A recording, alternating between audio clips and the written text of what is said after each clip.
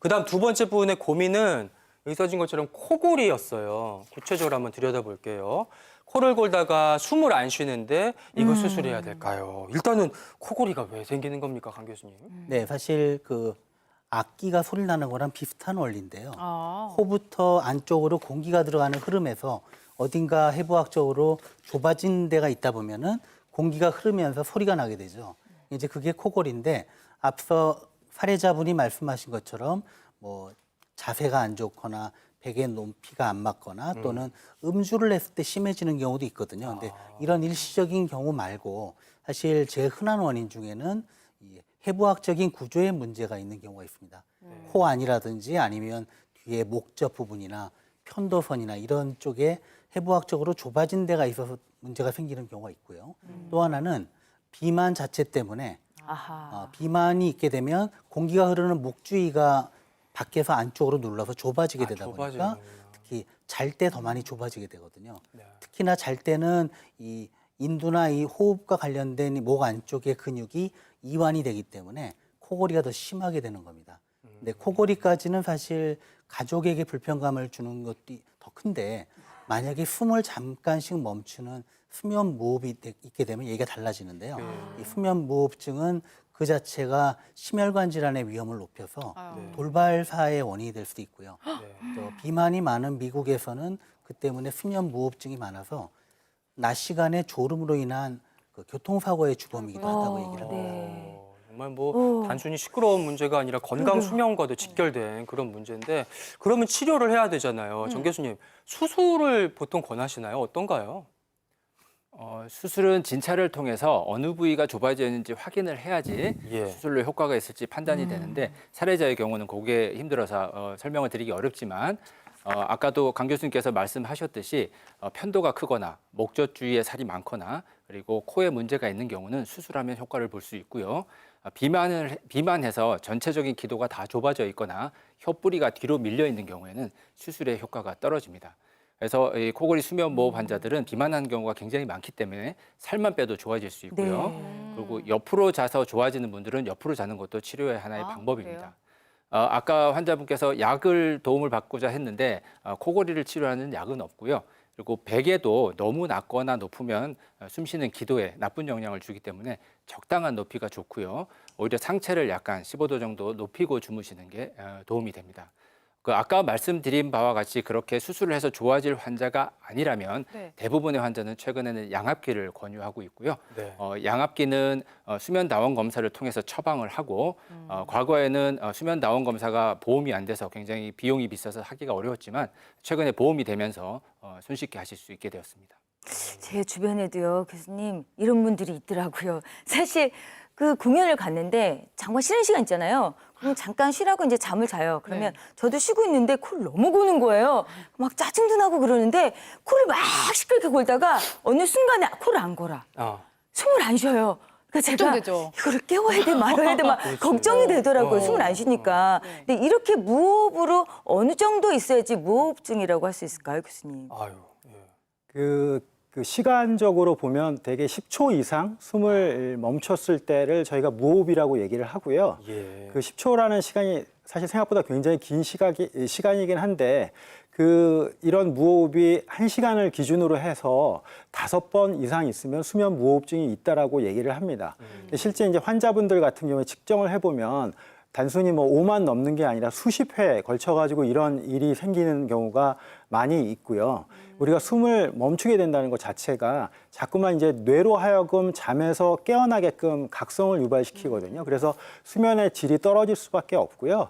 아울러서 이런 것들이 또 혈관 속에 산소 포화도가 떨어지게끔 만들기 때문에 이로 인해서 혈관이나 심혈관뿐만 아니라 여러 가지 이제 문제를 일으키게 됩니다.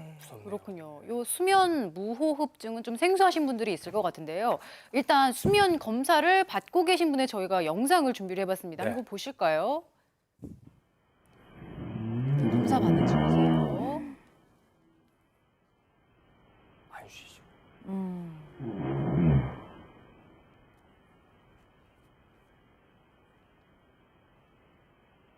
숨을 안 쉰다. 숨을 안 쉬신다. 예. 예. 코 오는 소리가 좀 끊긴 것 같아요. 네, 그러니까요. 근데 이제 소리는 끊겼지만 사실 검사실임에도 불구하고 집처럼 편안하게 주무시기는 하거든요. 이분 문제점 어떻게 보세요, 교수님? 그 보시기에는 겉으로 보기에는 일반적인 불면증 환자와 달리 코를 골면서 아주 잘 자는 잘 것처럼 주무시는 보이지 것 같아. 않습니까? 근데 저게 잘 자는 것이 아니라 숨을 안 쉬는 겁니다. 아. 숨을 안 쉬는 거고 숨을 안 쉬게 되면 산소 공급이 떨어지기 때문에 뇌에서는 이제 살아야 된다는 생각 때문에 각성을 일으켜서 깨우게 되고 심장은 또 밤에 쉬어줘야 되는데 심장도 산소 공급이 떨어지니까 계속 마라톤 하는 것처럼 밤새도록 일을 하게 되는 겁니다. 그래서 뇌와 심장이 쉬어지지 못해서 숙면을 취할 수 없고 계속 깨어나는 이런 선잠을 자게 되는 것입니다. 네. 그 잠자는 동안에 그러니까 내 몸에 산소가 못 들어오고 안 들어온다는 거네요. 예. 네, 맞습니다. 산소 공급이 이제 떨어지면 그런 다양한 합병증이 생길 수 있는데 검사 결과지를 한번 보면서 네, 제가 설명을 드리도록 하겠습니다. 네. 수면 다원 검사를 하면 다음과 같은 그래프가 나오게 되는데 뭐 다양한 지표들이 있지만 두 개만 딱 보겠습니다. 가운데 주황색 표시된 네. 거와 예. 아래쪽에 파란색 표시된 걸 보시면 되겠습니다. 가운데 주황색은 코의 호흡량입니다. 저게 평평하고 일직선이면 숨을 안 쉬는 거고 네네. 이제 들숨과 날숨이 쉬면 저렇게 뾰족한 파형을 그리게 되는 거고 맨 밑에 산소 포화도는 이제 떨어지면 아래쪽으로 이렇게 떨어지게 되어 있습니다. 계속 보실까요? 와. 그래서 지금 숨을 안 쉬고 있는 겁니다. 실시간으로 보면 숨을 안 쉬다가 네, 산소 공급이 네. 떨어지죠. 밑에 그래프 네. 보시면 네. 그러다가 여기 어느 쉰다, 정도 이제. 떨어지면 살아야 되니까 아. 환자가 이제 숨으면- 깨게 되고 숨을 저렇게 코를 골게 되고 네. 그러면 아래쪽 그래프 보시면 다시 산소 공급이 숨이 들어가니까 올라가요. 올라갑니다. 산소 공급이 올라가다가 또 어느 정도 올라가면 또 위에 보시면 숨을 안 쉬입니다. 아이고. 그리고 또 떨어지면 또 깨어야 되니까 또 깨고 이 파란색이 밤새도록 이 반응이 일어나는 게 이제 수면 무호흡이고요. 이 환자의 경우에는 또 한 가지 더 보실 게 아까 이건희 교수님께서 10초 이상 숨을 안 쉬면 무호흡이라고 그랬는데 네. 아까 그 환자의 경우에는 뒤쪽 그래프 보시면 1분 동안 숨을 안 쉬는 게 나옵니다. 어떡해요? 그래서 1분 동안 숨을 안 쉬어서 산소 공급이 많이 떨어져 있는데 보통 우리가 수면 중에 정상적으로 산소 공급이 평균 95% 이상이 돼야 되고 네. 많이 떨어져도 85% 이상은 나와야지 건강에 지장을 주지 않는데 이 환자인 경우에는 70%까지 떨어져서 건강에 굉장히 심각한 위험을 주고 있는 환자입니다. 무섭네요. 그러니까 일단 숨을 안 쉬는 것도 굉장히 걱정이고 네, 잠을 네. 제대로 못 자서 얼마나 피곤하고 답답하실까 그것도 그러니까요. 걱정인데 이런 수면 무호흡증이 있으면 만성 질환까지 이어지는 경우도 많다고 들었어요. 예, 그렇습니다. 지금 산소 포화도가 떨어지게 되잖아요, 혈관에. 그러다 보니까 전신의 혈관에 손상을 주게 됩니다. 네. 뭐 예를 들면 요즘은 드문 예전에 그 연탄가스 중독 가볍게 걸린 것처럼 전신의 장기에 산소가 공급이 부족해지는 거죠. 예, 그렇기 때문에 이 수면 무호흡이 있는 경우에는 그 뇌졸중의 발생 위험이 4배 정도 증가하고요. 어. 이 심근경색은 한 연구에 따르면 23배나 증가한다는 보고도 있어요. 아이고. 미국에서 이 수면무호흡증이 있는 사람들을 10년간 적극적인 치료를 한 군과 네. 그러지 않은 군을 비교를 해봤더니 치료를 한 군은 그 10년간 사망률이 5.5%인데 반해서 네. 치료를 안 한 군은 30%나 된다는 그런 와. 결과도 보고한 적이 있습니다. 와, 수면 무호흡증 무섭네요, 교수님. 근데 내가 자면서 코를 고는 소리를 본인 스스로가 못 듣잖아요. 그렇죠. 그러니까 본인 스스로가 내가 무호흡증인지 수면 무호흡증인지 뭐 알 수 있는 자가 테스트 같은 이런 방법이 있을까요? 네, 이제 표를 보면서 한번 설명을 좀 드리겠습니다. 네. 자료를 보시면 우선 수면무호흡증이 있는 사람들 중에는 체중이 최근에 늘면서 그런 분들이 많아요.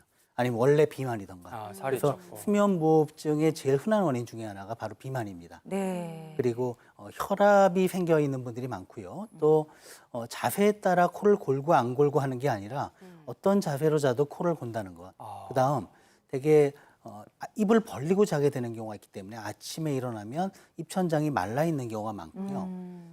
고운하게 자는 것처럼 보이지만 자주 깹니다. 네. 그래서 잠의 질이 떨어져서 네. 낮에는 굉장히 피곤해요. 그렇겠죠. 충분한 시간을 잤다고 생각을 하는데도 피곤하고 집중력도 떨어지고 잘 졸립니다. 그리고 만성 피로에 시달리기 때문에 이게 심근경색이나 또는 교통사고의 원인이 되기도 하는 것이죠.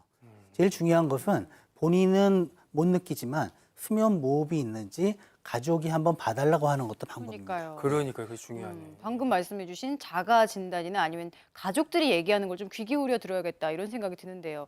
일단 치료로 넘어가서 아까 전에 이제 이런 코골이나 수면 무호흡증이 있으면 양압기라는 걸 요즘 많이 한다고 그러셨어요. 그러면 이런 양압기라는 기계를 사용하면 좀 증상이 개선이 많이 될까요? 아까 말씀했듯이 비만이 굉장히 흔한 원인인데요. 네. 비만한 환자는 기도가 전체적으로 좁아져 있고 또 아까 혀뿌리가 뒤로 밀리는 환자들은 수술로 효과가 없다고 하지 않았습니까? 이런 환자들에 있어서도 이 양압기는 전체 기도가 다 좁아지는 것을 막아주기 때문에 대부분의 환자에서는 효과가 있습니다. 단 이 양압기는 코로 바람이 들어가는 거기 때문에 코에 비중격 망곡증이 있거나 심한 비염이 있는 환자에서는 하기가 어렵기 때문에 코의 질환을 먼저 치료하고 하셔야 됩니다. 네. 근데 이제 이게 교수님께서 양압기를 여기 앞에 있다. 좀 예. 준비를 해주셨어요. 앞에 보니까 약간 호흡기처럼 보이기도 하고 이렇게 호스가 달려 있는데 요걸 그럼 끼고 잠을 자는 아우, 건가요? 불편할 것 같기도 하고. 어떤 네, 원리인가요? 보시면 좀 험악하게 생겼죠. 인공호흡기처럼 생겼는데 네. 인공호흡기처럼 되게 복잡한 기계는 아닙니다. 오. 공기가 코 안으로 들어가서 네. 기도가 전체적으로 좁아지는 것을 들숨과 날숨이 불편하지 않을 정도의 압력을 넣어서 넓혀주게 되는데요. 네. 이런 압력을 생성하는 기계와 그리고 환자가 착용하는 마스크 그리고 연결하는 호스로 구성되어 있어서 기도가 좁아지지 않게 하는 것입니다. 안경 보청기 생각하시면 됩니다. 안경을 쓰면 잘 보이고 보청기 예. 끼면 잘 들리듯이 이걸 하면 코골이와 수면 무호흡이 없어지는 치료 장치라고 생각하시면 되겠습니다. 그래도 마스크도 네. 굉장히 다양한 형태가 있어서 네, 네, 네. 편한 걸로 선택을 하시면 되고 네, 네. 또 이 옛날에는 이 양압기가 보험이 되지 않아서 굉장히 고가여서 사용하기 어려웠는데 최근에는 이것도 보험이 되면서 쉽게 사용하실 수 있게 되었습니다. 제가 보기엔 사실은 그래도 억지로 공기를 이렇게 밀어 넣는 거잖아요, 교수님. 그러다 보니까 좀 답답하고 숨이 더 코가 막힐 것 같은데 사용하는데 불편하지는 않나요? 그러니까요. 네. 예. 이 보시는 것처럼 사실 불편하게 보이실 텐데 의외로 또 적응을 잘 하시는 경우도 많이 있고요. 네. 이 마스크 크기 같은 것도 사실 옛날보다는 많이 지금 작아진 겁니다. 네. 예전에 훨씬 더 불편하셨을 텐데 되게 이게 맞지 않으면 주무시다가 막 벗어버리고 뭐 이런 경우도 많이 있거든요. 근데 네. 벗어버리는 순간 이제 치료는 안 되는 거기 때문에 반드시 이거는 선택이 아니라 필수라고 생각하시고 치료에 적응하실 수 있도록 노력을 하는 강한 의지가 필요하실 것 같습니다. 네. 근데 혹여라도 이제 양압기를 쓰시고요, 이 교수님 부작용이 있으신 분들은 없나요? 느낄 수 있는? 그러니까 뭐 부작용이라기보다는 저희들에게 이제 알려져 있는 게 이 치료에 잘 적응하시는 경우가 한 50%밖에 안 된다고 얘기를 하거든요. 근데 이제 이걸 쓰시게 되면 아무래도 강한 압력 때문에 뭐 입도 조금 뭐 마른다든지 흉통도 있을 수가 있고 여러 가지 네. 크고 작은 문제들이 있을 수가 있는데 네. 사용법을 잘 숙지하시고 교육을 받고 그때그때 의사와 문제를 해결하시면 그것 자체로 문제가 되는 건 아니고요. 아까 말씀드린 것처럼 적응을 못 하시는 게 제일 문제니까 강한 의지가 필요하실 걸로 생각이 되어집니다. 이제 그런 것과 더불어서 만성 질환을 갖고 계시는 어르신들은 양압기를 쓰고 혹시 내 질환이 더 나빠지지는 않나 이런 걱정도 하실 것 같아요, 황 교수님. 예, 사실 그 해부학적인 문제가 없이 수면 무호흡이 있는 사람들은 뭐 체중이 많이 나간다면 체중을 빼볼 수도 있겠지만 여러 가지 방법으로 해결이 안 된다면은 양압기를 저희도 추천을 하고 있거든요. 가정의학과에서도. 실제로 양압기를 쓰게 되면 그 고혈압이나 당뇨병이 있는 분들도 혈당 조절이 더 잘 되게 되고요. 또 푹 자게 되기 때문에 낮에 개운하고 피곤함이 좋아진다고 얘기를 합니다. 그래서 처음에 착용할 때는 불편하다고 얘기하지만 나중에 그 때문에 얻게 되는 이익이 많다는 걸 느끼게 되면은 열심히 착용하시는 분도 꽤 있습니다. 네. 그렇군요. 자, 코골이